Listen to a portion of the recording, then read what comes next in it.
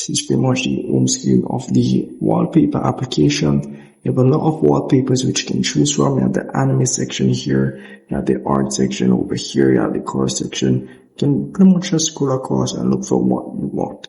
And once you found the wallpaper that you want, pretty much you can just select on the one that you want to apply. It will take a while to load up the image. We'll just tap on apply now. We'll give you the option to either set the wallpaper as home screen or lock screen, or both home screen and lock screen. So very simple to use.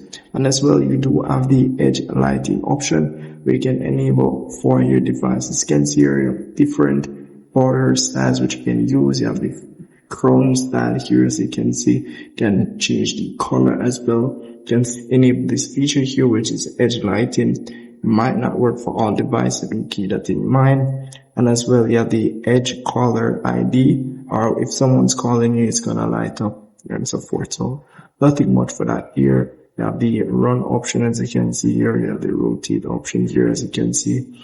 And so other features which you can enable as well, as you can see here, based on your device setup, you may need to select one of these.